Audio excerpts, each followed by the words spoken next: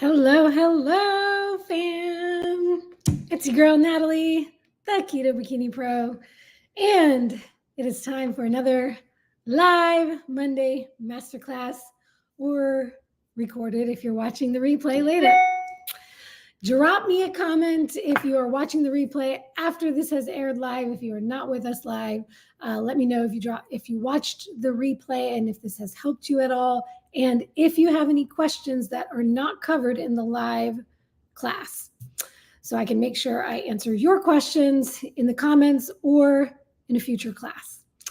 All right, tonight's topic is a hot topic always. Fat loss is always a hot topic, but particularly tonight we are talking about advanced strategies for fat loss. So an interesting thing I did this time, let me pop this window out so I can see my notes, is that, as usual, I always ask in the Facebook group, if you are not yet in the Keto Bikini Secrets Facebook group, please join us over there. That's where we do a lot of chatting, Q&A, sharing stories, sharing our journeys, and answering questions and things all the time. Yes, Andrea, this is live. I was just making a comment for those who may be watching the replay later. They're going to see the same thing you're seeing now. But right now, if you're with us right now, we are live Monday, 6 p.m. Eastern, June 3rd. First Monday of June. Happy June. Welcome to June, y'all. It is almost summer. All right, got my notes over here. But speaking of the Facebook group, so I asked a question, or Coach Mary Grace asked a question in the Facebook group. What are the advanced strategies for weight loss that you've heard of, fat loss strategies, fat loss hacks that you want to know Coach Nat's opinion on? So I will be giving you my opinion on some hot topics in the keto carnivore space as it relates to fat loss. I will just give you a little teaser right now what those are, and then encourage you to stick around for the whole thing because I'm going to share my advanced strategies with you first. And then we'll get into answering some of these questions in the group about these hacks that y'all have heard about. So some of the questions in the group were: traditional long-term carnivores advocate to eat till satisfied and eat fatty beef like ribeyes primarily. How are they able to do that and stay trim and fit?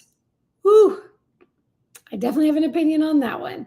And then similarly, Andrea's question, 1-to-1 strict carnivore eating to satiety fat loss process. How is this accurate? Most gain doing this. So those two are all along the same lines. Great question from Lana about data-driven fasting and continuous glucose monitoring. If you're not familiar with those terms, those are both things that together are part of Marty Kendall's process, or his protocol, his way of doing things. So he coined that term, data-driven fasting, and they utilize things like continuous glucose monitoring to do that. So I will answer that question, get into that a little bit later. Juliana says PSMF, which is the first thing I'm going to get into tonight. And then carb cycling and low carb versus keto. So different levels of carbs when you get into that low carb space. So I will absolutely get into that. I'm going to be getting into that before I even dive into these other questions. And then Tiffany had some of the ones that really get me going. And it is sardines for fat loss. Oh, yikes. And high ketone levels for fat loss, which I absolutely have opinions on both of those I will share. And then Mary asks a question about a particular fat loss supplement, which I had never heard about until she mentioned it. So Mary, I had to do some research for you, which I did, and I will share my thoughts on that. And that is these organic, natural, slenderized drops, supposed to curb your appetite naturally. So I'll be happy to dive into that later. All right, so first things first, as usual, I always like to lay a foundation before we dive into the topic. So first, let me just Shout out Marie, who is on here. It has been a while. I'm super happy to have you with us. So glad you're able to join us live. And honestly, Andrea is on here. It's been a while since you've been able to make a live. Super duper, super fun. That is Kaya. It's been a while since y'all have been able to be on with me, so I'm thrilled to have you on. Maybe it's the power of June. Here we are in June, and maybe, that crazy mayhem that was May is over, and hopefully more of y'all will be able to hop on at this time. So, woot. Oh, super fun. That's Tiffany. Okay, that's so funny because you and Kaya have something in common. Most of her social media stuff is super, super duper. That's one of the things on her. If she joins a Zoom from her laptop, it'll say super duper. So I totally thought it was Kaya. So what up, Tiff? Oh, that's awesome. Gotta post this comment right here. Came for the sardines, LOL. Girl, we are definitely gonna get into the sardines. Boy, oh boy, it is making the rounds right now. All right, so glad y'all are. This is awesome. It's like we have a whole new group this week. That's so funny. She said her daughter hacked her YouTube. So yeah, you can holler at Kaya in the Facebook group and let her know y'all are twinning with the super. All right, let's dive in. Okay, so without further ado, let's get into the topic of the night, which is advanced strategies, advanced fat loss strategies. So first, I just want to break down, what do I mean when I say advanced strategies? How are these fat loss strategies I'm going to be talking about tonight different from what I generally advise? Okay. Gotta move my notes over here and move y'all over there. Okay, cool. So, Andrea, shout out to you. 3 more days and you're off for the summer. Woo! Shout out to all of my ladies who have been talking about, what do they call it? Maycember? Maycember, like the December that is May, with kids getting out of school, from the mothers to the teachers to everybody who works in the school districts. Ooh, my heart goes out to y'all. Let me send y'all some hearts because, boy, I could never do what y'all do. You are amazing. It's not doing the heart. Sad day. Okay, my computer's tripping. Anyways, all right, so why are these advanced fat loss strategies? Okay, so typically what I always recommend and where I always lean is away from anything extreme, which is kind of funny to say because I live my life basically as a carnivore. And for many people, they consider carnivore to be a very extreme way of eating or dieting. I don't do carnivore for dieting, for fat loss. It's more of a way to optimize my health and my life. So that, take with it what you will.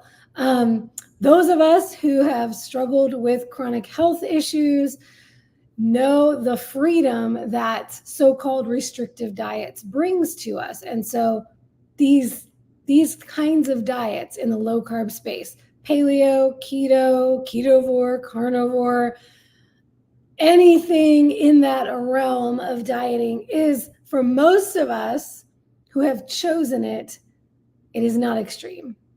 It is the way that we can live our lives to the fullest, feel our best, function our best, have our lives back that were taken from us with chronic illness. So in that case, I would not consider any low carb diet to be extreme. If you were to ask my brethren in the bodybuilding fitness space, they absolutely would, because they thrive and they live on carbs, or at least they thrive for now on carbs. I digress. All right, so all that to say, within a low carb template, which is what I coach in, everything I do is low carb. Even for my ladies who've been able to successfully add a significant amount of carbs back compared to most of us that are keto or carnivore, they're still what would be considered by the general population, mainstream dietary advice, if you want to call it that, to be low carb. So I don't consider low carb in and of itself extreme. So within the low carb template, I would say I never advise anything extreme, meaning major drastic changes to what you're doing quickly. Meaning you're going from whatever you're doing now to the exact opposite of what you were doing. You are going from high protein, low fat to high fat, low protein overnight. Or you're going from eating 3 or 4 meals a day to fasting for 24 hours. Anything like that where you're going from one extreme to another, which a lot of these things y'all have mentioned or asked about are pretty extreme. I would call a sardine fast pretty extreme. And then the things that I'm talking about tonight, these advanced strategies, some are more extreme than others, but they are not what I typically advise. What I typically advise for the majority of people is small, sustainable changes over time. Nothing drastic overnight. Why? Because drastic changes are a stressor to the body, especially the female body. When the body is under stress, it does not function optimally or well. Important functions are ignored or shut down as the immune system ramps up and goes into hyperdrive to deal with the attack. Okay? Because it perceives these kinds of big changes, as stress, as an attack to the system. Homeostasis is disrupted. We're doing something different. What the heck is going on? Immune ramps up. Digestive system goes down, basically down regulates. Hormone, endocrine system down regulates. Oh, you don't need to be worried about having a baby right now because we've got an acute stressor happening. And what happens when you're doing these things, going from one protocol to another protocol, this program to that program, I tried that, now I'm going the other direction.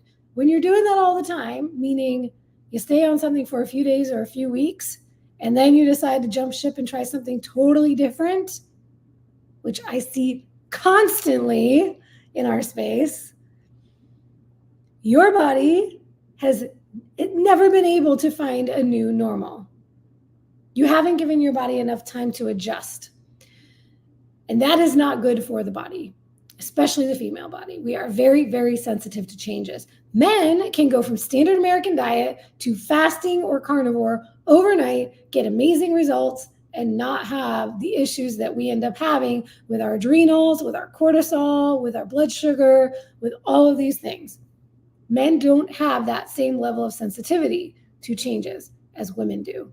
Why? Because biologically we were created to carry the human race, right? To reproduce. And so we basically need to be much more careful and strategic about what we do and do things in small doses to help our bodies adjust as we go and not cause additional stress. So rather than a lot of the typical things that other people recommend, like in the fitness space, the typical 500 calorie deficit, because 500 calories times 7 days a week is 3,500 calories, and that's 1 pound of fat. And so that's what you need to lose body fat. I don't put people generally on a 500 calorie deficit as soon as we start working together. We go slower. We might do 200 calorie deficit after we've spent time figuring out what your proper maintenance level is.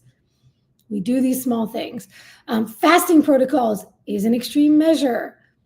Using an online calculator to tell you what you should be eating, or an app, a nutrition tracking app, and plugging in your age, weight, height, whatever else they ask you for, and having it spit out numbers for you to follow to tell you what you need for fat loss, a lot of the time is going to be far off from what you actually need to be optimal and still get fat loss. So using a TDEE calculator, which I've mentioned to you all before, can be a powerful tool to learn at maintenance what you should, according to these algorithms, be eating to maintain your current body composition.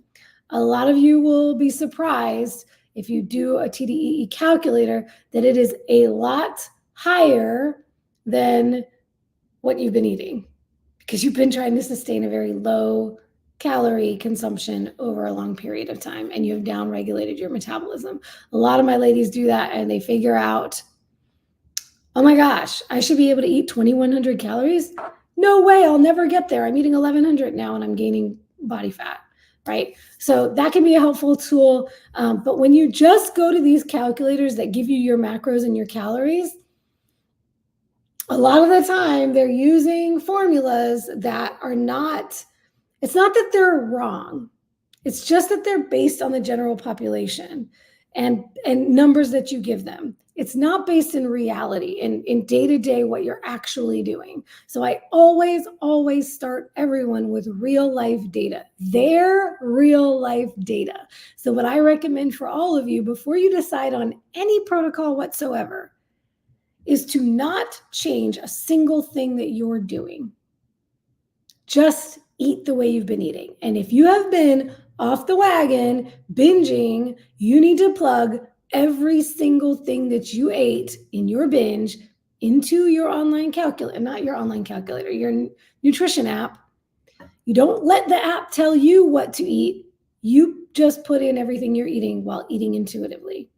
Do that for a couple of weeks, ideally even longer, but most people are in a rush. At least 2 weeks, ideally more like 4 or 6 or 8 weeks, and watch the trends. We're going to get into this in a little bit, but a lot of the reason why y'all hear about things that work for other people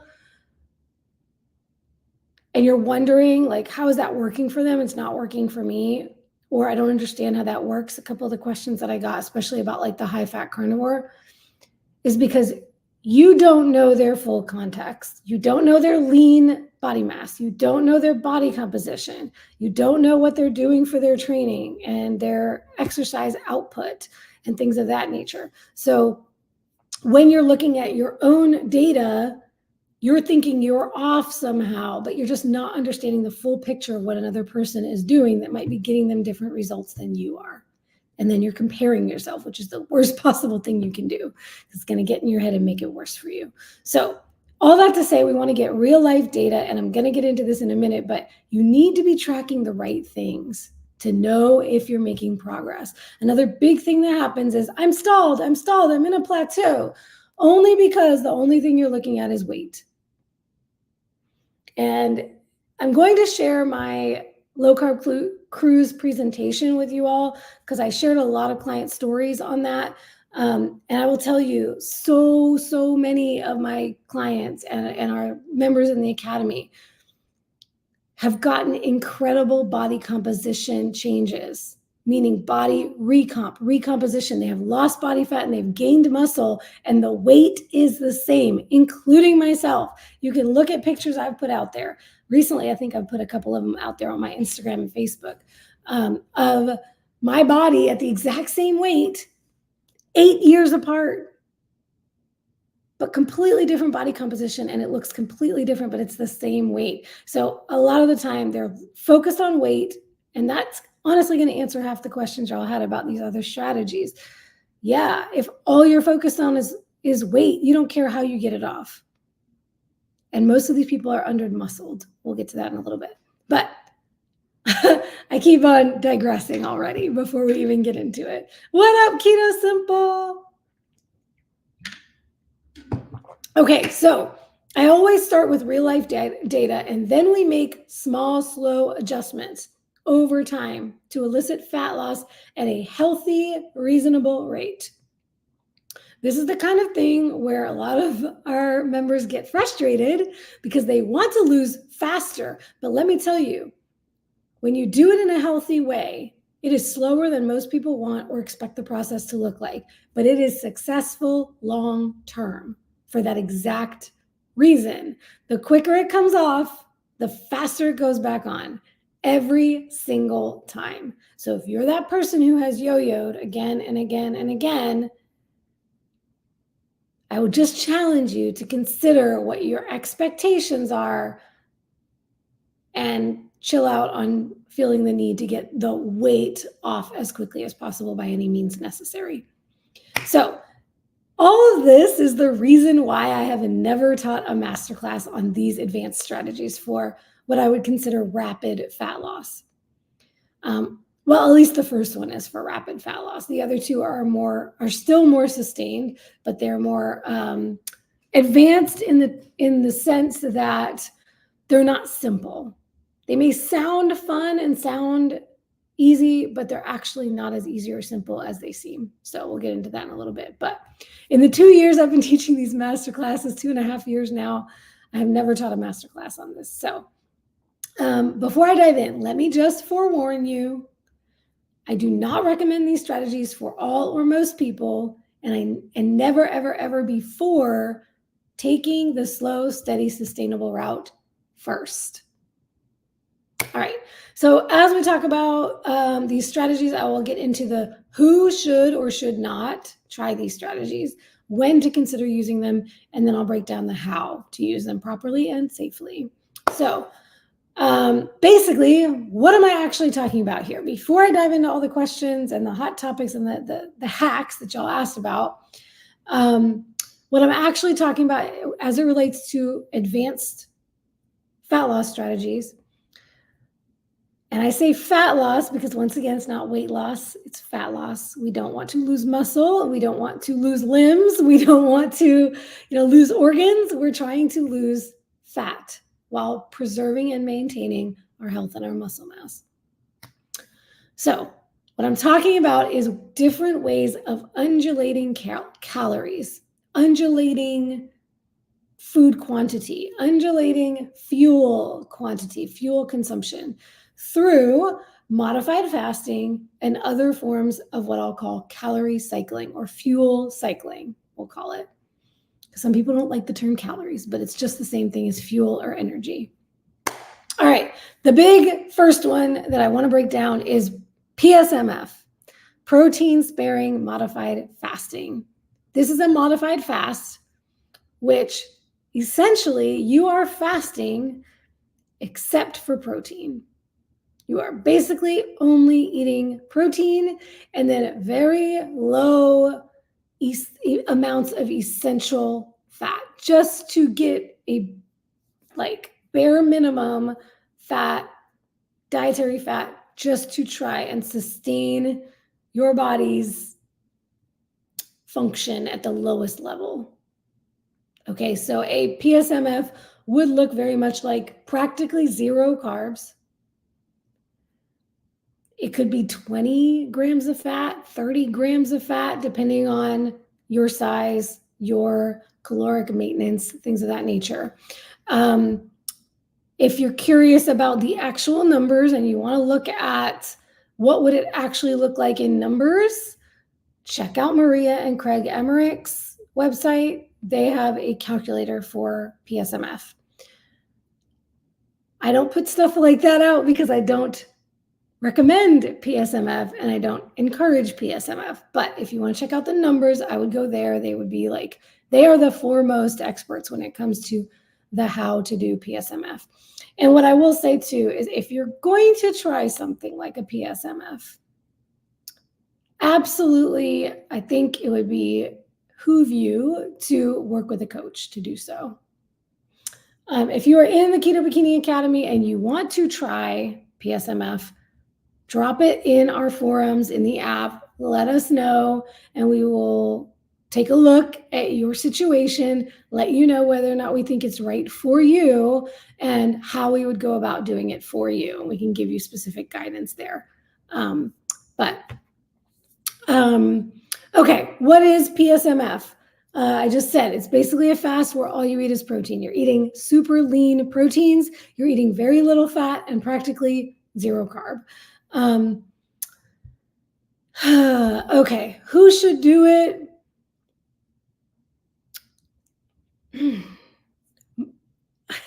I highly discourage most people from doing it, and I'll tell you why.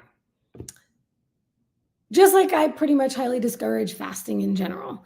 There's nothing wrong with intermittent fasting, meaning you're eating in a condensed window of time throughout your day, as long as you are getting what your body needs in terms of adequate protein, adequate fat, and negligible carbs, depending on where you are in the spectrum of low carb. Why I don't recommend long-term fasting, meaning anything more than like a 16-8, up to 24 hours or longer, or modified fast like PSMF, or pretty much any other fast you've heard of, is because particularly with PSMF, it is extremely low calorie. And with actual fasting where you're not eating at all, it is 0 calorie. You are not putting anything into your body. You are starving yourself. That is what you're doing. Let's call it what it is. Fasting is starving. You are starving your body. And particularly if you're not getting adequate protein, you are going to starve your lean tissue. You're going to starve your muscle mass. You are going to starve, and muscle mass is not just skeletal muscle mass. It's not just the muscles you can see like bodybuilder muscles. We're talking about cardiac muscles. We're talking about your organs are muscles. We are talking about the smooth muscles of the body beyond just skeletal. Okay, so muscles are not, and this is my low carb cruise talk, muscles are not just for aesthetic purposes. Protein supports, it's the building block of the body. So we need enough protein to sustain and to build all the tissues of the body, including our organs. So the reason why protein-sparing modified fast is a better idea than fasting. When I say who should do it, let's say you are dead set on fasting. You are going to fast no matter what anybody says. Doing a protein-sparing modified fast would be a better option than just not eating. It came about as a way to preserve that very important muscle when you're not otherwise consuming food. So it's a way of giving your body basically the bare minimum that it needs, which the numbers would be, they generally recommend like your lean body mass anywhere up to your total body weight in protein, in grams per day of protein. And then baseline practically nothing of carbs and fat. Another issue with PSMF, and this is something I experienced myself, I tried it many moons ago, 8 years ago when I first started competing, and I was afraid I wasn't going to be ready for my stage date, and I needed to get that last little bit off, which sometimes is the part of PSMF where it may be recommended, is for like an athlete who has a competition and is just trying to get that last little bit off, and it is very, very difficult to get the last pounds of body fat off when you are very lean. I tried it. It totally screwed up my digestion, my bowels. I was constipated. I could not go. Fat helps lubricate and move the food through your system. Fat helps you digest your proteins. It is very important for that. So if you notice that you're constipated and you eat more rendered fat, particularly the liquid fats, you will notice things will start moving through you again. So having very, very low fat with high protein, it's going to be a whole lot harder to digest. It could also be very exhausting. You're not going to have energy because you're not giving your body any exogenous energy. You are just tired. Your body is doing a lot of work to break down the food you eat, which is one of the reasons why I recommend high protein diets in general, because it has a higher thermic effect. So it takes calories, it takes work to break down the protein we eat. Now you're now expending more energy just trying to break down the protein. You don't have the fat to help it move through, and you're only using your body's energy to make that happen. So yeah, you're going to be tired. You're going to be exhausted. You might be hangry, a lot of those things. You're not supporting your body's hormones. All the things that fat does in the body, you're now not getting that. Okay, great question here. How is fasting starving your body if you have plenty of fat for your body to feed on? Great question. Okay, so the same way that a caloric deficit works, right? The reason why you can lose weight very quickly on a fast is the same reason you can lose weight in a caloric deficit, which is the mechanism for fat loss. To achieve fat loss at all, at any rate, slow or fast, you have to be taking in less than you're burning. Sorry to say it, but calories in, calories out is a thing. It's not as simple as people make it seem, because a lot of people have issues with the calories out portion of that. And that is why a lot of time people will say calories in, calories out is wrong. It's not wrong. It's just more complicated than it seems on the surface. So in order to lose body fat, you have to starve your body of energy. That's what you're doing in a deficit. That's what you're doing in a fast. It has to, for your body to actually want to open up the fat cells and release the fat and then burn it and use it for energy, it has to be starved of an energy source. It's not going to do that if it's not starved of an energy source. However, our bodies also need amino acids to sustain themselves, sustain all of the functions of our body. So when we don't have proper nutrition, so we are now fasting, we're not putting anything into our bodies, we're not giving our bodies nutrients. So food is so much more than just fuel. Whole foods are protein, fat, and carbs. Yes, they are macronutrients, but they also are full of micronutrients. And when we are not getting nutrition, meaning the actual nutrients from our food, we cannot function optimally. We're not giving our bodies what it needs to function well. So it's not just fasting is not just starving the body of energy and forcing it to pull from the fat stores, it's starving the body of all nutrients. And imagine now we're going days without putting any nutrients into our bodies. You know, when you think about what a multivitamin is, it's to put micronutrition into your body. Right? Same thing we're doing from food. And now we're not getting anything at all. So when we're fasting without consuming any protein and without consuming any nutrients, now we're in a dangerous position for our bodies.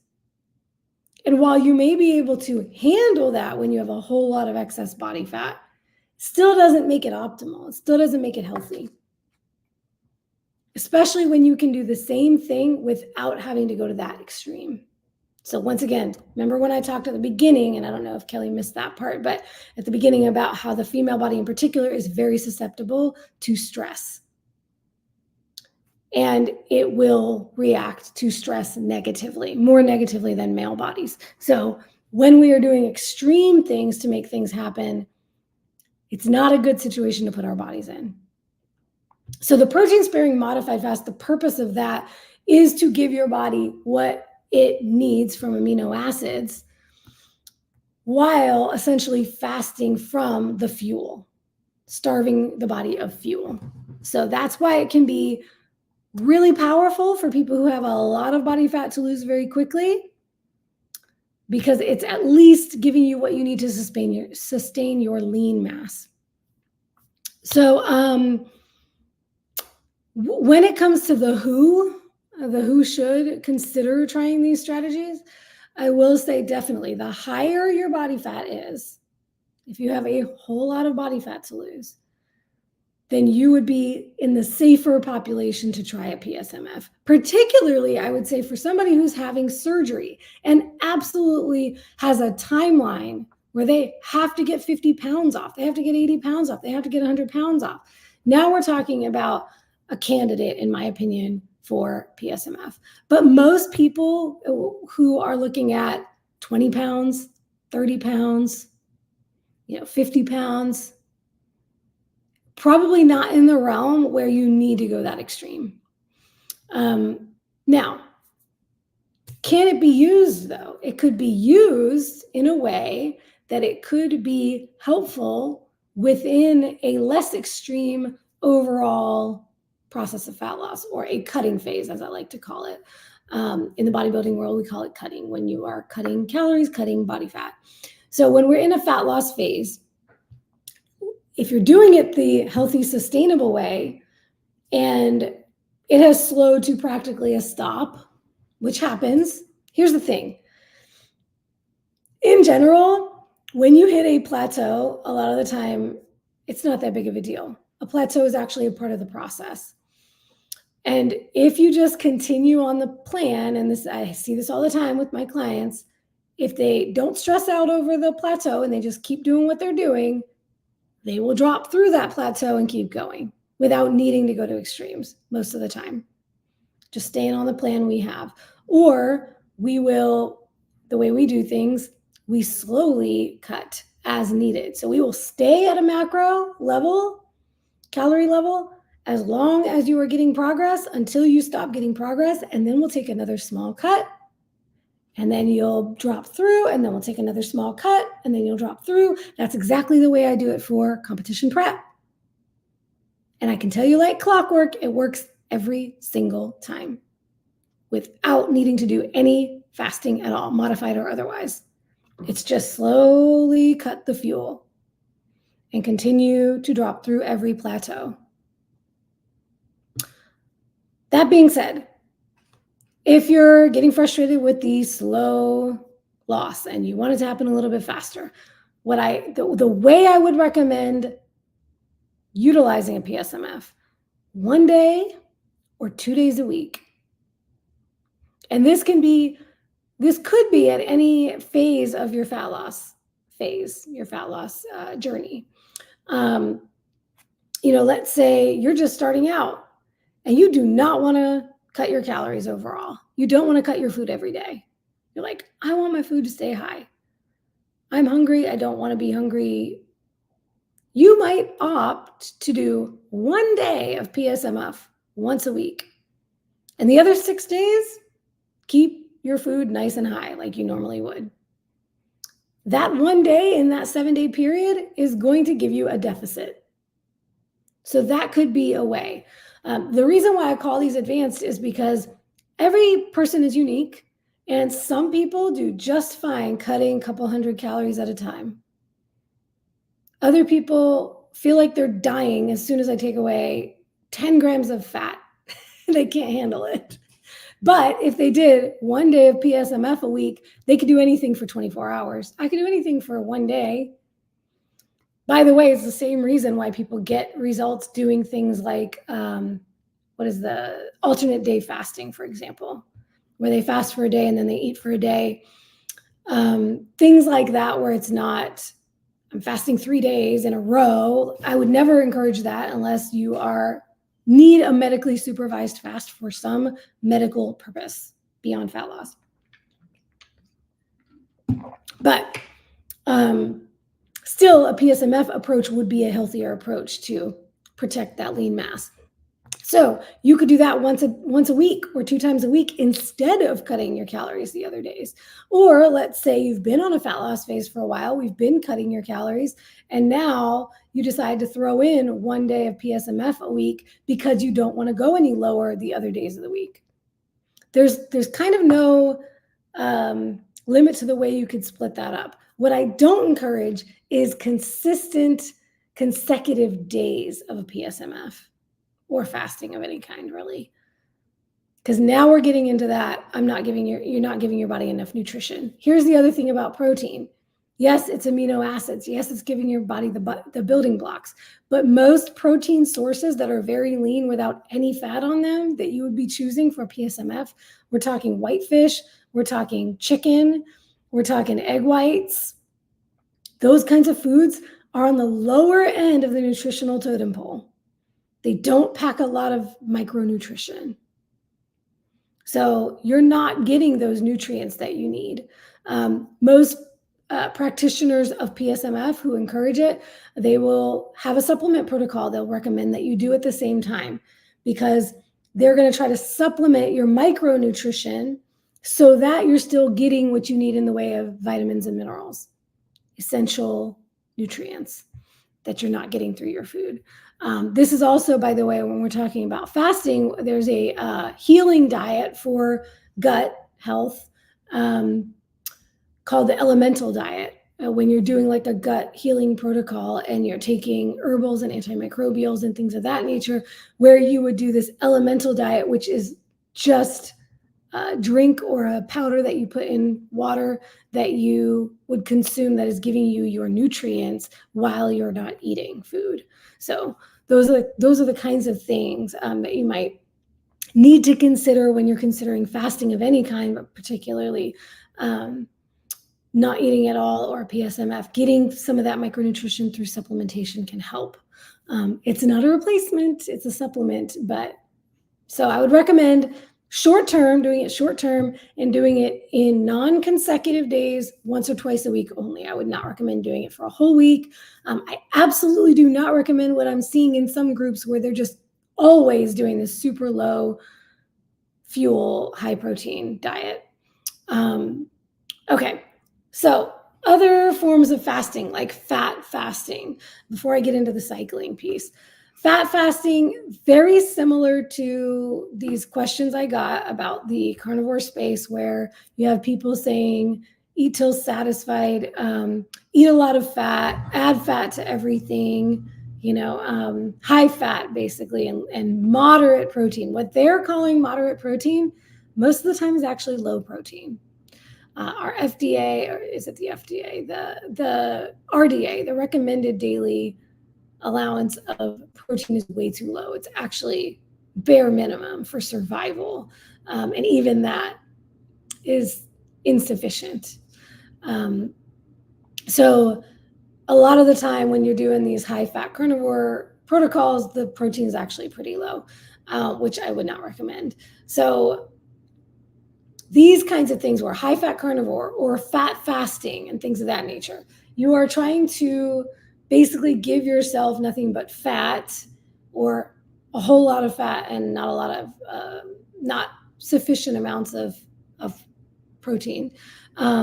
Once again, you don't get a lot of your nutrients from fat. From fatty meats, yes, but it's not because of the fat. The nutrients are not in the fat of the meat. They're in the whole food.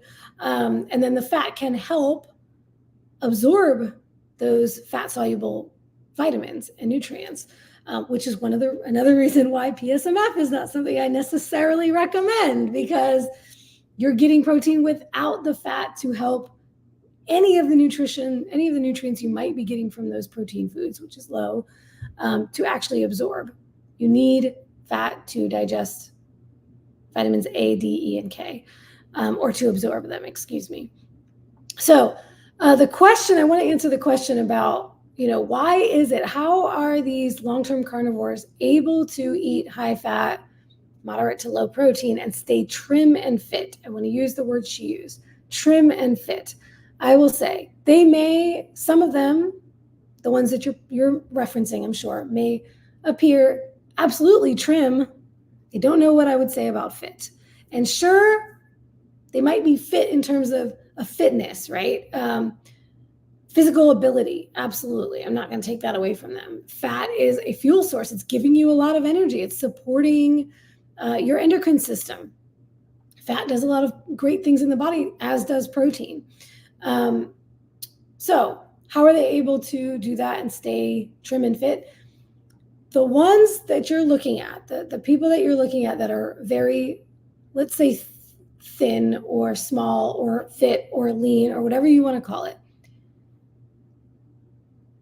I guarantee you they are underweight. And even though they may appear very muscular, it is because they are overall underweight. I can say this because I've been there. When I first lost the weight before I really started focusing on protein and muscle building, I looked like I had a lot of muscle, but I was 90 something pounds. Of course, I'm going to look like I have a lot of muscle. If I have any muscle at all, I'm going to look like I have muscle when I'm that small. And I know some of these, I've seen some of these women, and I can tell you from a professional eye, they do not have that much muscle. It just looks like it on their very small bodies. I say that because they've lost Maybe they've lost a lot of weight. Some of them have come into the carnivore life already underweight. They desperately needed to eat more food. They needed all that fat, and they need that fat, but they also need more protein. Now, the ones who are eating a good, adequate amount of protein and doing high fat, look at what their daily activity looks like. I guarantee you, I'll say one, Kelly Hogan. Love Kelly. Kelly is very active, extremely active. I think she's been sharing recently like how many steps a day or how many miles she walks. She does CrossFit. She does high intensity activity. She weight trains. She does all of this activity. She's very tall. She's not a small human she's small in terms of her body weight. Her composition is pretty good compared to most other female carnivores I've seen.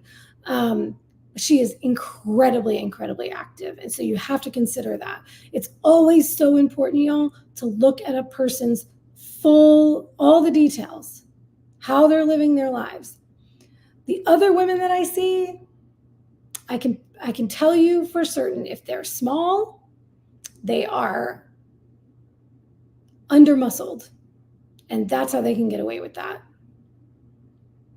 The truth is they're still probably not eating a whole heck of a lot of calories. Some of them, I've seen what they eat. It might be 1 steak a day and some chicken wings, or it might be a couple of steaks a day, and one of those might be lean and the other one might be a ribeye. It's just not a lot of food. It's not a lot of calories overall if you were to calculate.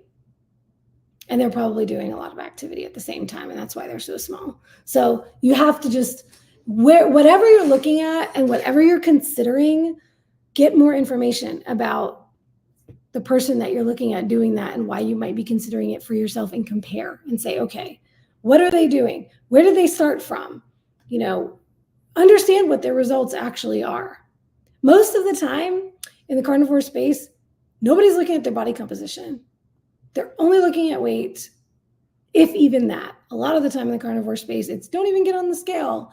I'm making progress and I'm eating more calories. So calories in, calories out doesn't matter.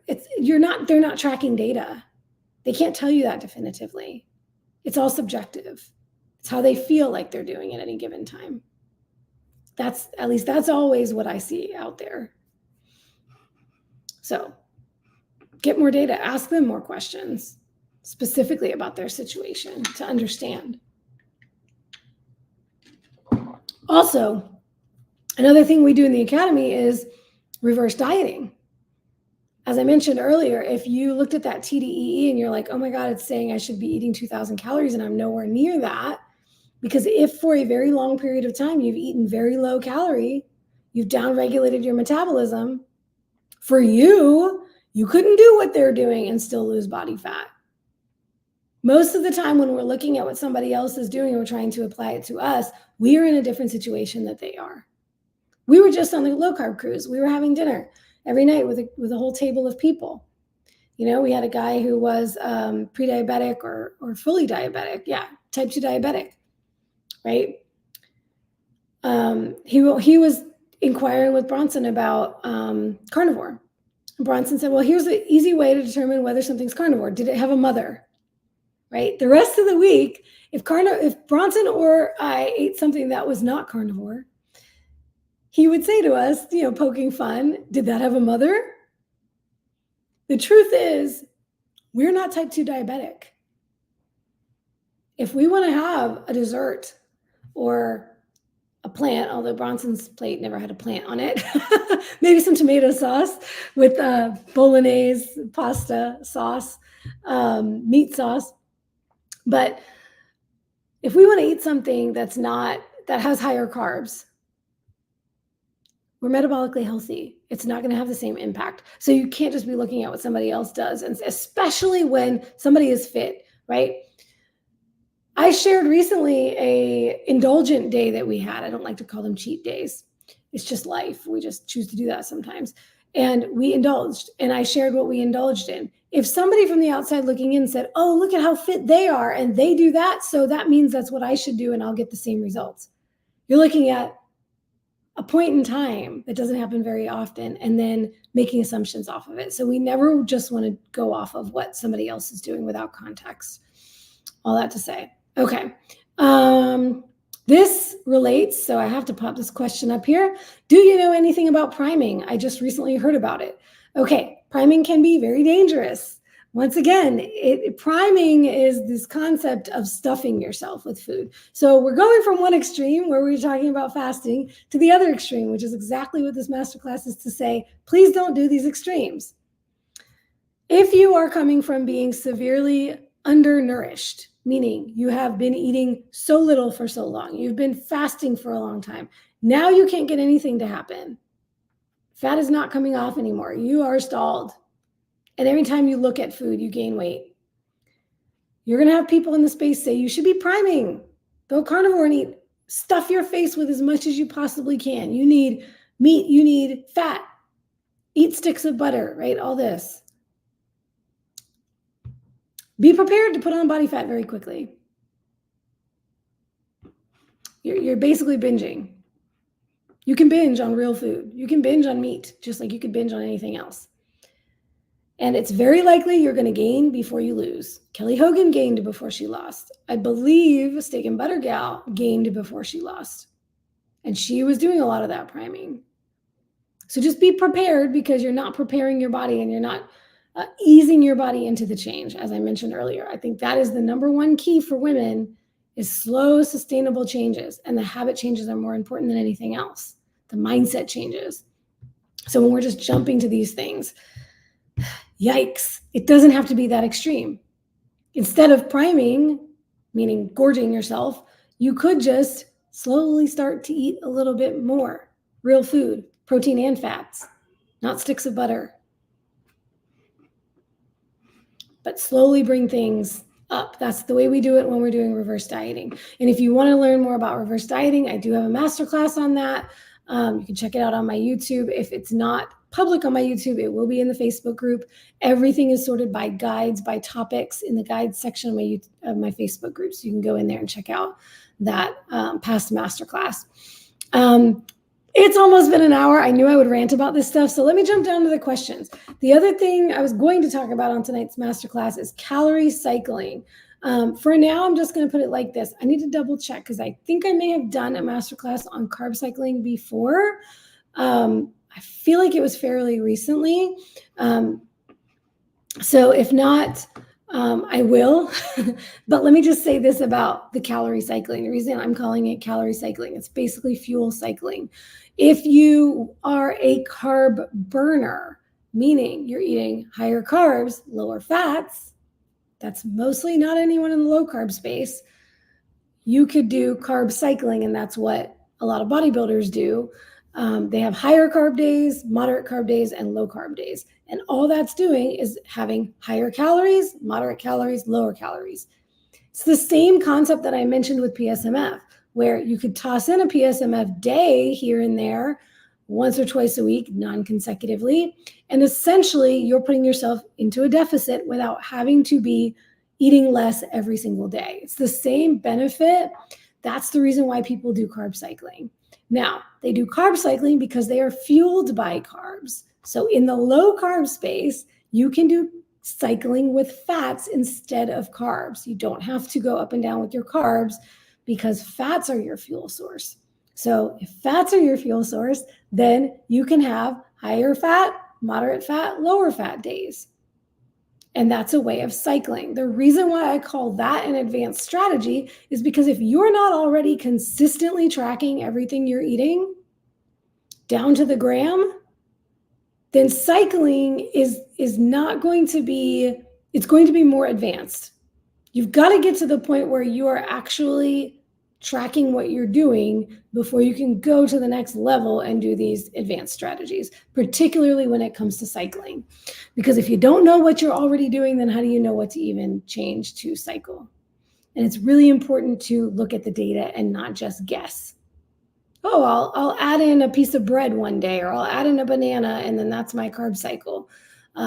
Or, sure, you could do it that way if you are really adverse to tracking anything. With your fats, Once again, low carb space, we're not fueled by carbs. So I would recommend, if you're going to do cycling, to do it with fats. If you do it with carbs and you are not fully fat adapted and you're not ready to be metabolically flexible in that way that you can switch back and forth easily, which I will say most people in this space are not, then putting the carbs in can be a world of trouble. So I would do it with the fats. And in that case, let's say you don't want to track what you're doing.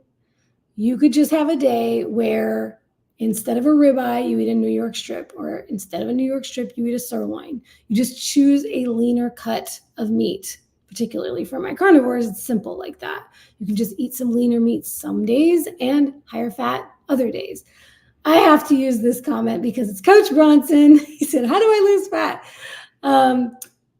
We all know Coach Bronson knows how to lose fat, but I had to put this here because this is a good example. A lot of the time, Bronson doesn't track. We talked about this recently on a coffee chat when we talked about losing fat or cutting on carnivore. That was a recent one that got a lot of views, actually. So cutting on carnivore. You can check it out on Coach Bronson's YouTube channel. Coach Bronson, at Coach Bronson on YouTube. But the way he does it, I track everything down to the gram, and then I will change things by 10 grams, 15 grams, things like that. He will go from eating higher fat ground beef, like a 80-20, to a 90-10, or throw in some ground turkey, or go from, as many whole eggs as he was eating to whole eggs with some egg whites. So he'll just change some of his sources to leaner sources without tracking down to the gram. So that is a way you can do it if you're adverse to tracking. But I'm going to double check that I have a calorie cycling masterclass. And if I don't, I will have that one coming up in June. We'll talk about it either next week or the week after, because I don't have time to get deep into the weeds there with the cycling. But the concept is simple. You have some days where you're eating more calories, some days that you're eating less. By calories, I mean fuel, energy from fats or carbs or both. Protein is not energy primarily. It is a building block. So we separate those out. Protein and fuel macros are not equal in terms of what they do in the body. So it's very, very unlikely that protein is going to become body fat, be turned into body fat. Fats and carbs, very easy to be turned into body fat. So stored as body fat, I should say. All right, so I answered the question about PSMF, about the high-fat carnivore. Quick for Juliana, she was asking about low carb, under 100 carbs versus keto, and she put under 25 total carbs. For keto, a lot of people, it can be anywhere, I would say 50 total carbs or less. It could even be more than 50 carbs. If you're eating a lot of high fiber foods, keto could go up above that. So I'm not going to put numbers on these things. Low carb could be anywhere from 150 or under. It's very subjective. It's very much determined by the individual and what they can handle. I did a class all on carb tolerance, which would be a good class to check out if you're wondering what level of carbs you might consider being at.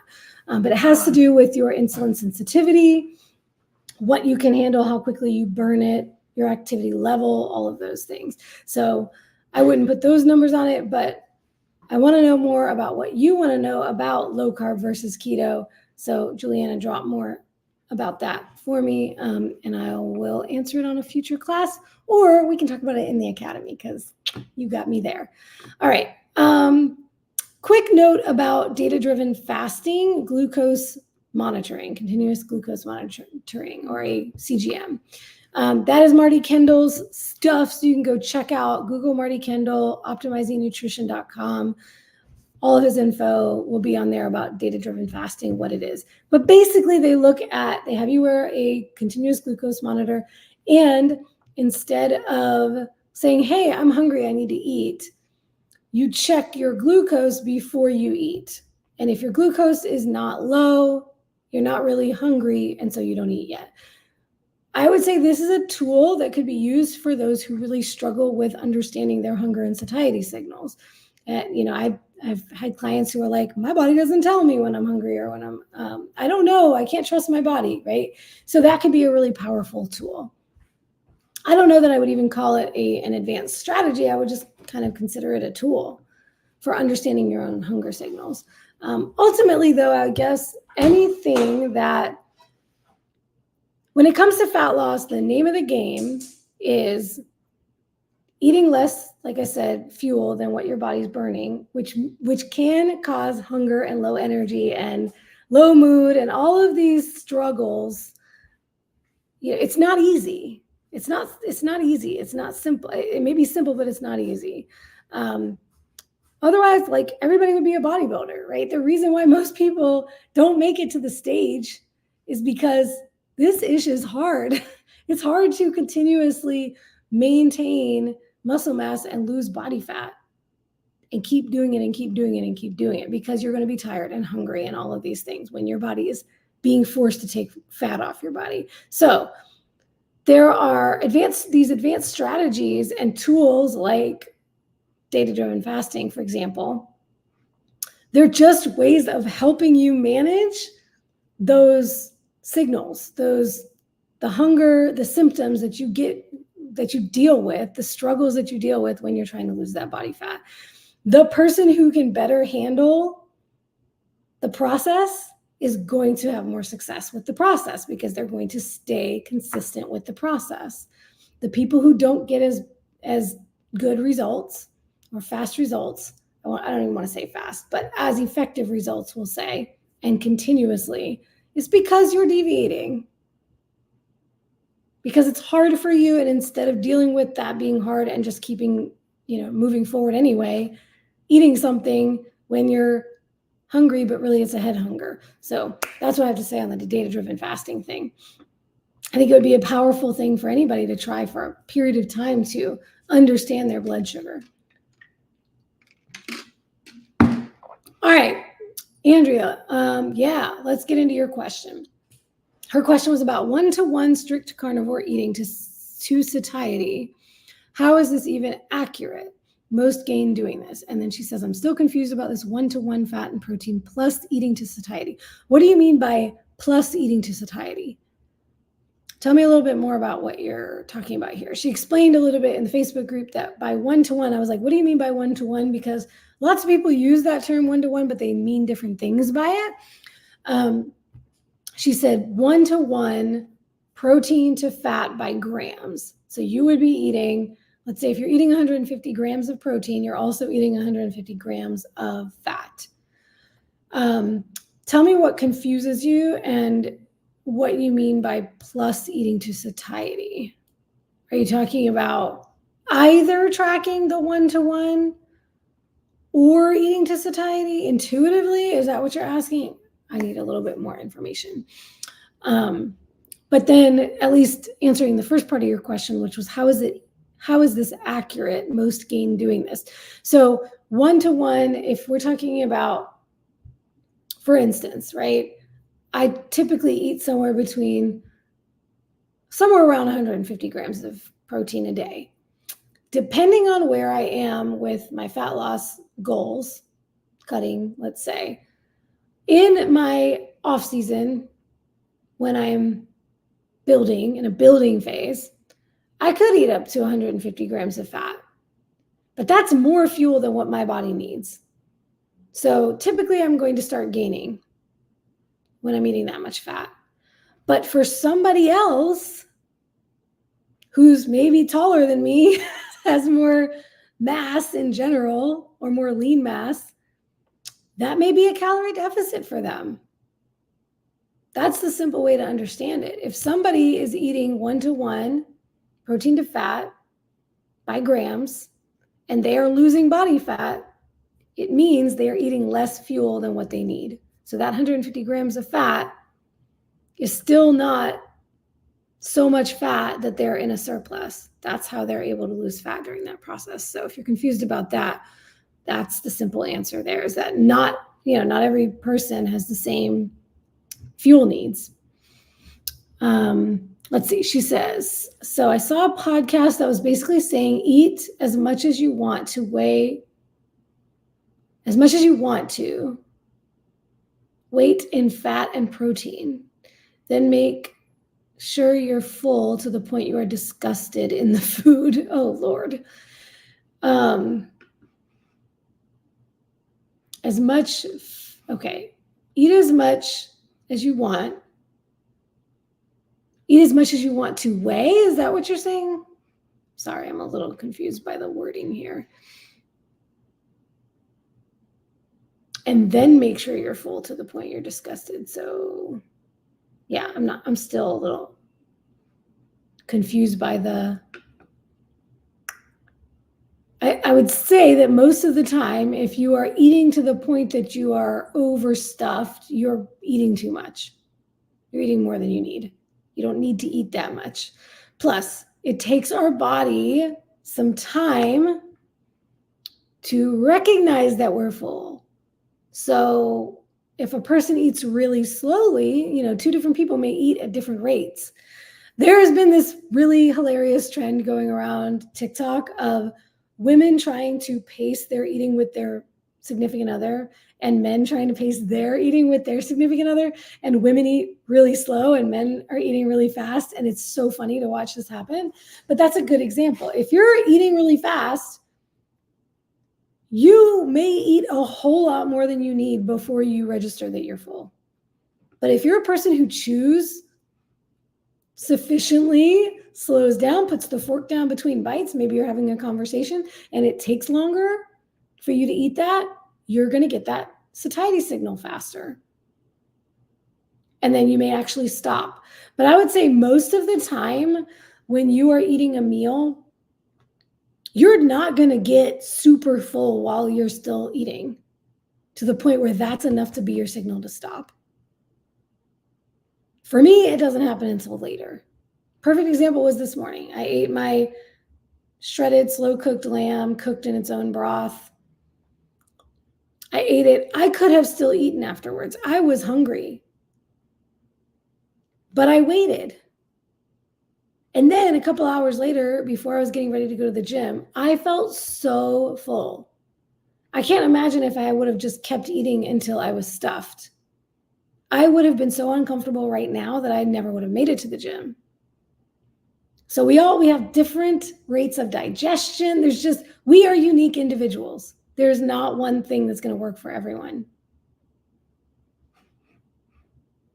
Okay, so this is what you were saying is if I want to weigh 140 pounds, I eat that in grams of protein and fat. Okay, so it's your ideal body weight in protein and match that with fat. Well, I will say that's Bronson's formula right there. 1 to 1 to 1. I use lean mass, not body weight. Oh, you do? Yeah, but it's the same thing. I mean, Ideal body weight. They don't know the lean mass. Right. Okay. So yeah, Bronson uses lean mass if it's known, and if it's not known, if you don't know your body's lean mass, then your ideal body weight would basically be the substitute for that. So that's his recommendation. But that's his recommendation for getting started. So that's the key. That's like what I was talking about earlier. I always start with real data with people. We need to start somewhere. We need to understand the data and then watch the trends. So that's where he will start people. And if people are gaining weight, gaining body fat, doing that, he's going to cut their fat macro. Recommend that they cut their fat macro back until they find that sweet spot. And that's the same thing that I do. I don't always start people at those numbers. I look at what they're already doing and then I start them where they are and then I adjust from there. That's the only difference between what he does and what I do. Yeah? Some people just don't have any idea. And they're like, hey, I just need to do something, like on a console or something like that. So it's either or. It's based on if they know what they've been doing. Come over here if you're going to talk. They can't hear you in there. I'm just telling you, if they know what they're doing, yes. If they don't, then no. Okay, so basically he's saying he uses those numbers if the person has no earthly idea what they're already eating. So he does the same thing I do. He likes to start with real data.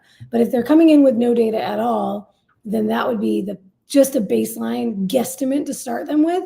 And very quickly, you're going to find out if it's too much or if it's not enough. And then we adjust from there. Becky says, Dr. Chafee says, eat until it doesn't taste good anymore. That could get you in trouble too, because Dr. Chafee doesn't work with people trying to lose weight. He does YouTube. Come over here and say that. I dare you. You dare me? Yep. She's gonna dare me? Because then I know you'll do it. Say what you just said. What did you just say? Dr. Chafee. Yeah, Dr. Chafee works in the hypothetical and the theoretical. I don't know of people that he works with one-on-one who have actual real lives that don't just comment and listen to his YouTubes. So from a practical experience of coaching hundreds of people over the years, eating until you are stuffed or comfortably full or whatever that guidance is for most people doesn't work because most people don't know what that even is. And it's not helping if you're already dealing with, I eat too much as it is, to say, eat until you're completely stuffed, because that's not helping you understand anything about your body. It would actually be, you're getting me on a rant, it would actually be better to force yourself to eat a certain amount of food and only a certain amount of food throughout the day at specific times so that you understand what hungry actually feels like. Ooh, I love that. And that's where most of the problems come from. So just my rant. I freaking love that. Yes, Becky says, bingo, Coach Bronson. She said, that's how I ate before joining the Keto Bikini Academy and learning about proper macros. I was gaining weight and didn't understand why because I was doing what these doctors suggested.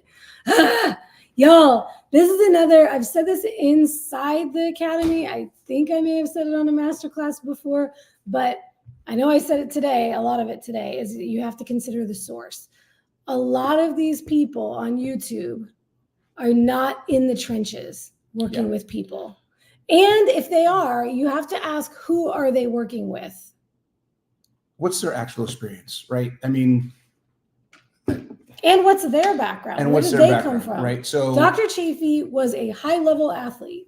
Right, with tons of muscle. He's done strength training for years. There's all sorts of things that go in behind that. But outside of that, the other context that I don't think we talk about enough from a coaching perspective is there's influencers, there are industry changers, right? Chafee, Eddie Abu, Baker, right? Those guys, their content is strictly to get people to change and do something different than what the industry is doing. They're trying to change the whole game. So the information that they're giving to people is great because it's helping build the case anecdotally for them that these people are starting to do these things. When they start going outside of that realm, which is highest level, big picture, and they start giving individual recommendations for people based on their scientific knowledge, not their clinical experience, that's where things get messed up. So they're up here, take their message, spread the message, do the evangelistic thing with the message of what real human diet is. When it comes down to applying it to yourself, that's where getting with a coach who has experience helping individuals really changes the game. Beautifully said, babe. Beautiful. Yeah, really key, Leah. This is so real for so many of us. She said some people can do that and some can't, especially binge eaters. Have to be very careful. Absolutely. Oh my gosh. We were joking with Dr. Tro on the cruise. He said nobody can out-eat him. So Bronson was on a challenge of I out-eat him. I didn't brag about it, but I did out-eat him. The last day. Yeah, so Dr. Tro was ordering like 9 entrees and like 5 appetizers. And I was thinking to myself, oh, you have no flipping idea. Like coming from my binge eating bulimia background, I can completely bypass all signals of my body if I wanted to. And I was like, I don't do it though. I don't do it. I give my body what my body needs, not what I'm confusing my body needs with messages from other people or what my limbic brain, emotional brain is saying I need, which I don't. Can I clarify what you said? Yes, go for it. You give your body what you have shown that it needs through tracking the data and your performance and how you feel about when you eat and all those other types of things, not you're giving your body what you feel it needs. What my body is telling me it needs. Right. We're going to do a coffee There's talk a difference on this. between what do I feel my body needs at the time, and I've been tracking this, and I know if I eat this, I'm going to put on 25 million pounds, right, or whatever it may be. Yeah. So knowing what your body needs is not an in the moment thing most of the time. It has to be based on past information. Beautifully said. And yeah, we talked about doing a coffee talk on that concept of I'm giving my body what it needs, and really it's just what you're craving at the moment. Yep.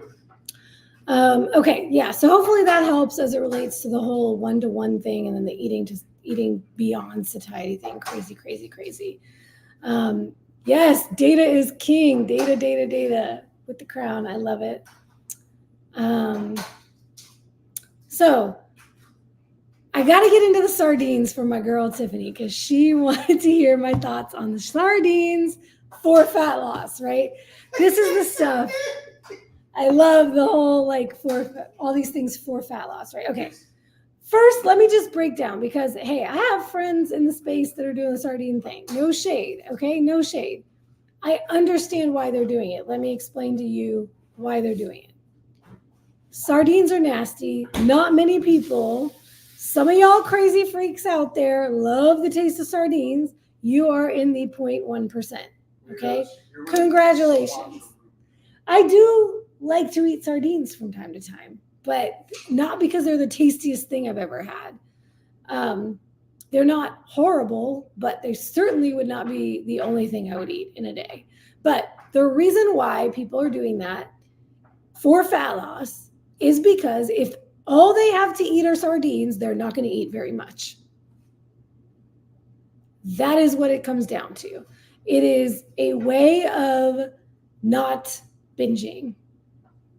The people that I've seen out there doing it still have a very hard time moderating food, even if they're eating carnivore. They will overdo it on, most of them are probably eating dairy, because that's usually what they're overdoing when they're overdoing it on carnivore. But they're overdoing the foods they're eating because they can't stop themselves because it tastes good. And this is the part about the whole thing that Dr. Chafee said about until it doesn't taste good anymore. Well, I could keep eating ribeyes all day. It's going to keep, that last bite is going to taste as good as the first bite did for me. There are certain things Bronson would never stop eating, like your over medium eggs in butter.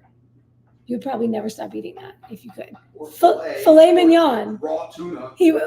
Or raw tuna for him. I So could literally eat like 3 pounds of raw tuna.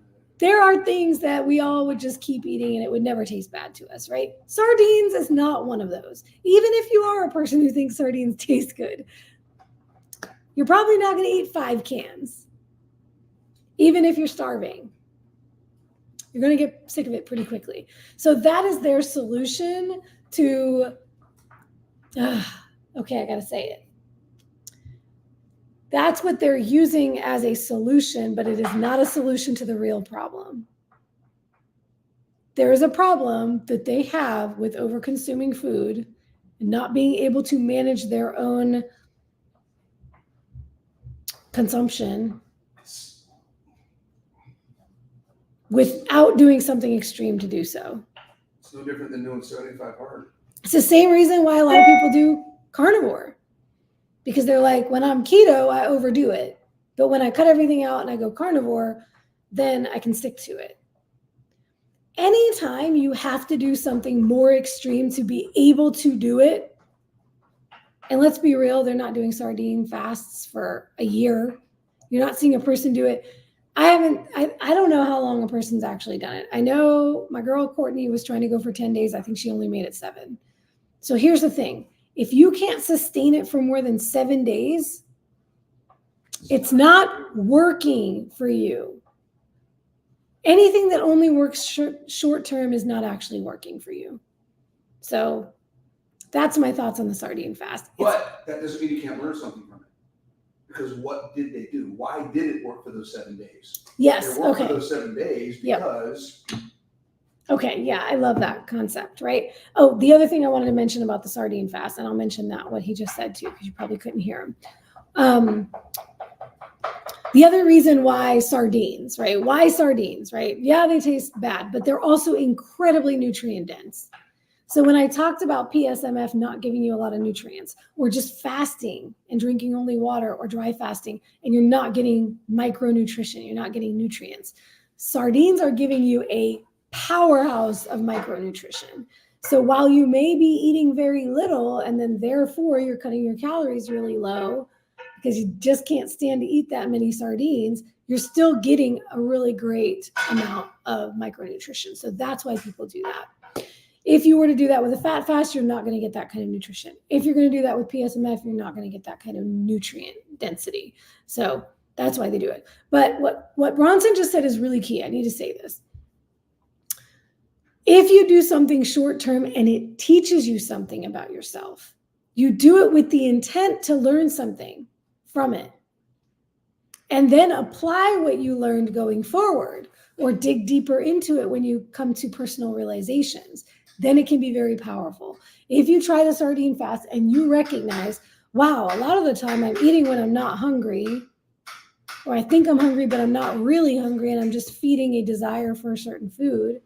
Once you become aware of those patterns, those habits, it is now your responsibility to do the work on that problem. Because as soon as you put all the other foods back in, that same problem is going to come back up if you haven't dealt with it. So if you allow these things to be a conduit to dealing with your real issue, fantastic.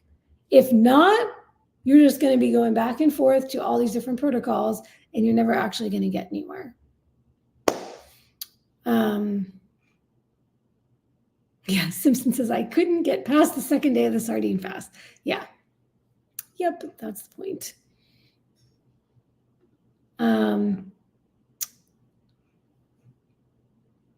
Okay, so the high ketone piece, this was also from Tiffany.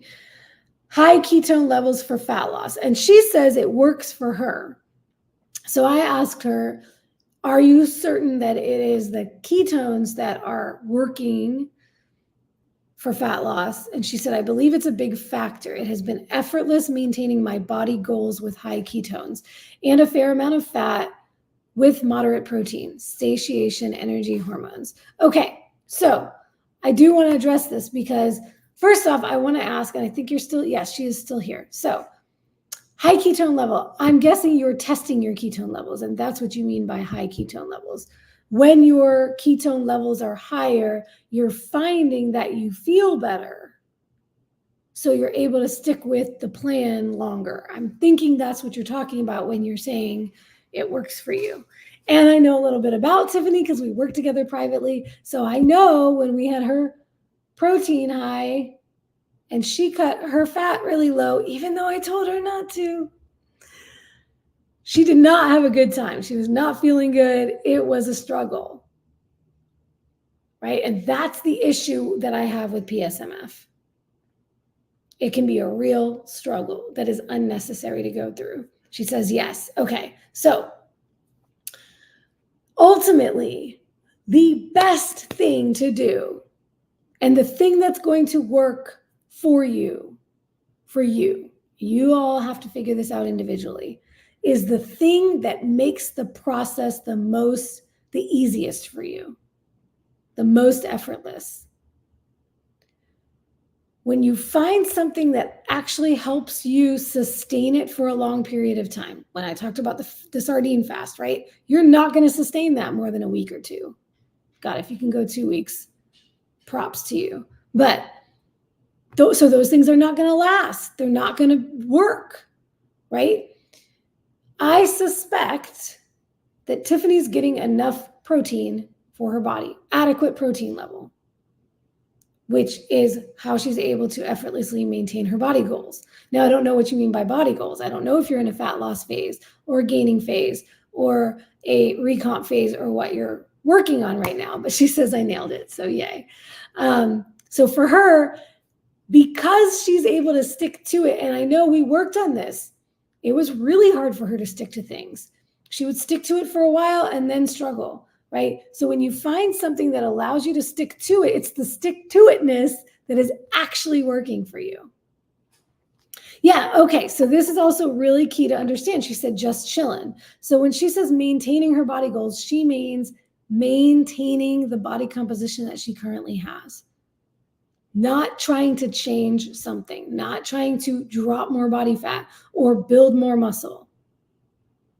So she's eating at her maintenance level. Now, it's very likely that if she's getting enough protein and she's strength training, that while she's eating at maintenance, she's going to be getting a little bit of recomp. She's gaining some muscle, she's losing some body fat. That is a beautiful place to be. I absolutely love that place. That's my goal for all of my women that work with me in the academy or privately. I want you to get to a place where you can eat the highest amount of food that you possibly can and maintain a badass body composition. She says correct. Hell yeah, girlfriend. I can't tell you how happy I am for you because that's a huge, huge, like she's in a whole new place. That is so badass. Now, here's the thing with the high ketones. The other thing that high ketones in the blood can mean is that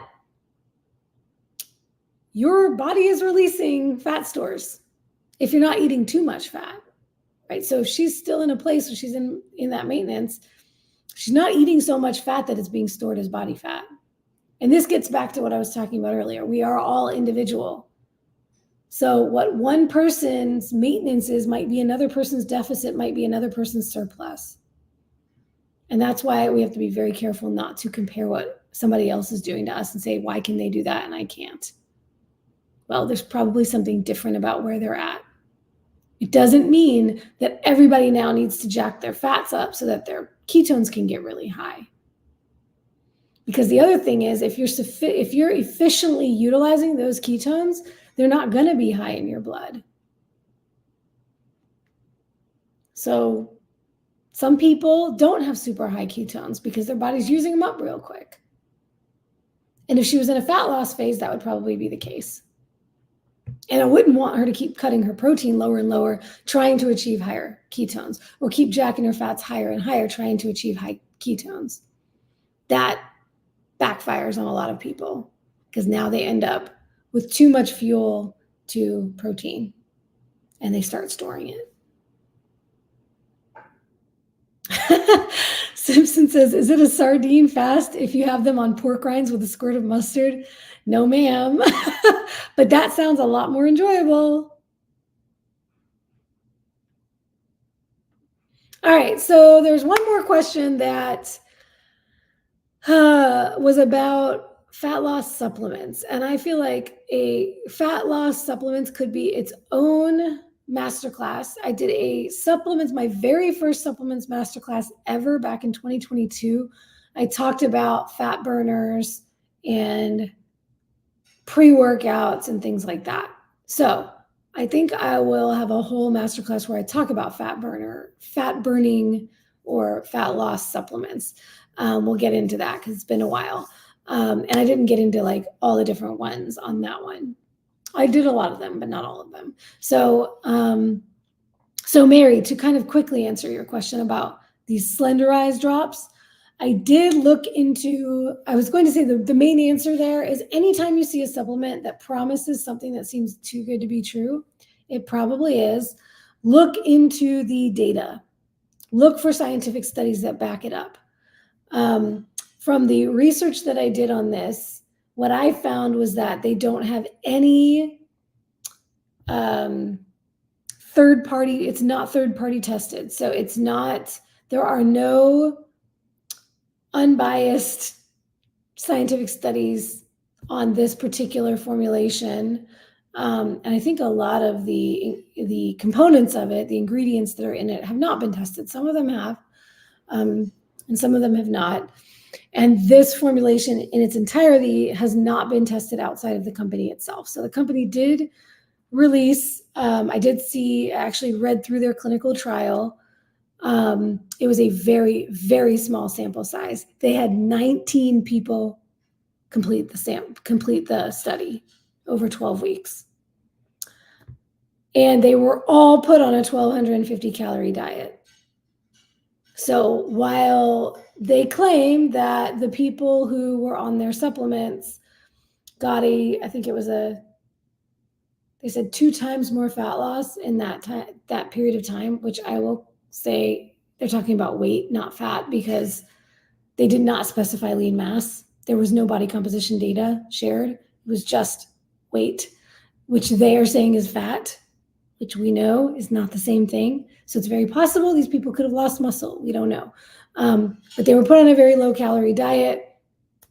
They were all put on the same 1,250 calorie diet, regardless of how much fat they had to lose. And the women in the study, the median, it was like the lowest weight woman was 130 pounds, and the other was like 200.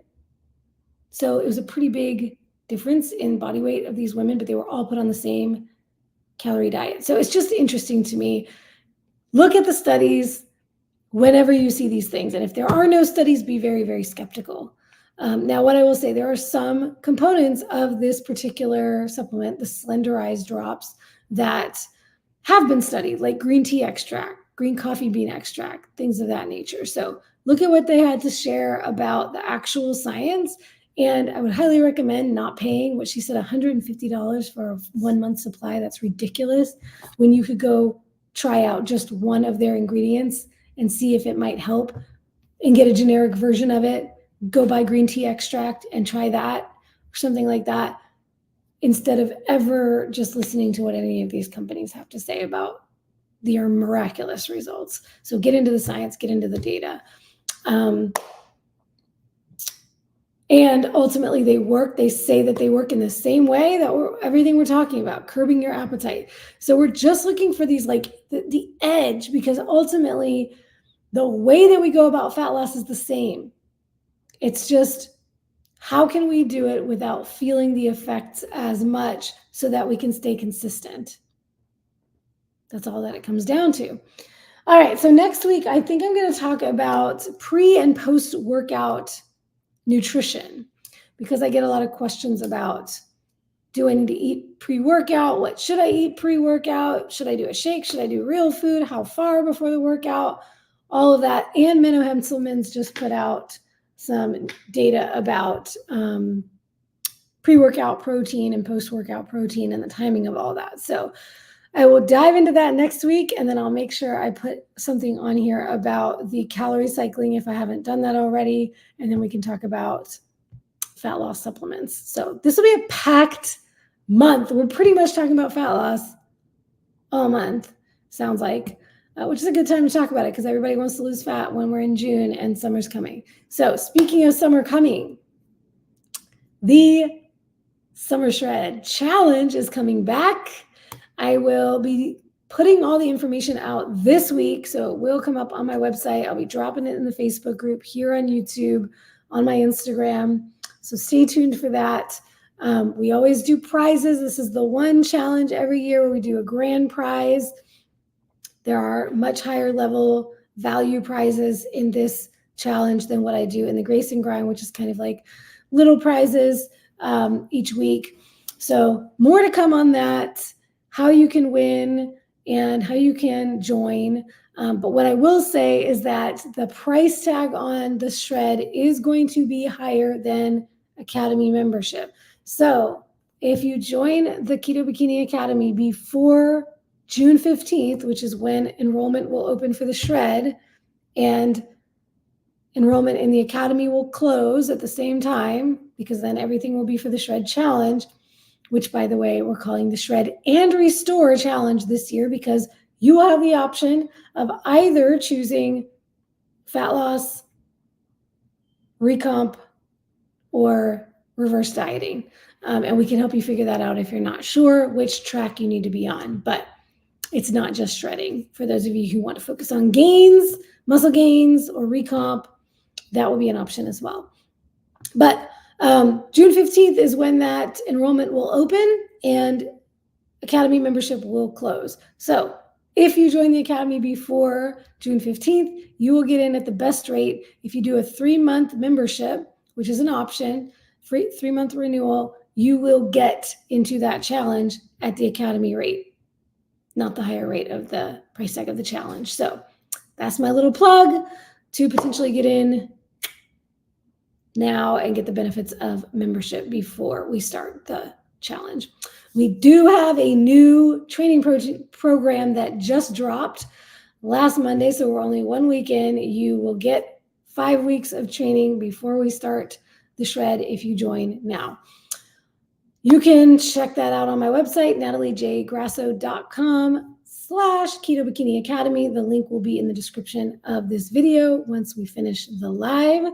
And if you have any more questions or any other fat loss hacks you want to get my take on, this ended up being a very long class. I think I need to do just a fat loss hacks reactions or something like that, a video that's just addressing the things you've heard out there that you want my take on. I think that would be fun. So drop those questions in the comments and I'll gather those for a future masterclass. Love y'all. Have a great week. I'm all talked out. I'm going to stop talking for the rest of the night. Bye.